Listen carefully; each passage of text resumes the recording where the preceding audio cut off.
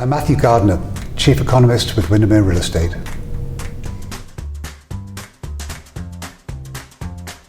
The answer is possibly, maybe. I think the audience will find this. Have many of them noticed the economic winds start to shift? And if they have, they'd be absolutely right. And so within my comments, I'm going to be talking about that and the possibility that we are going to see a cyclical downturn in 2020. But more importantly, I'm going to go through the kind of things they can expect to see, but also how they're going to be able to weather any upcoming storm, which is certainly starting to brew. I've been very fortunate to have been asked to speak at your event for the last 12 out of 13 years. It's always a great pleasure to be asked to come back and offer my forecasts again.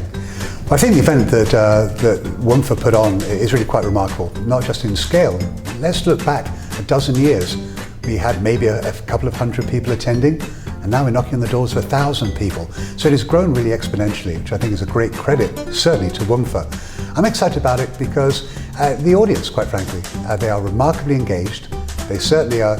I find it wonderful because they're interested in listening to a crusty old economist wax poetic about the apartment market and about the economy in general. So it really is one of the highlights of my speaking season when I'm asked to come up and give my forecasts. Yeah, I'm Dylan Simon. I really enjoy the interaction.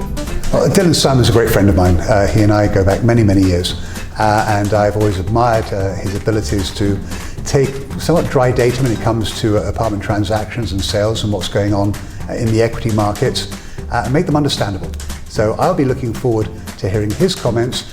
I think it's probably unlikely he's going to step on my toes when it comes to a macroeconomic forecast.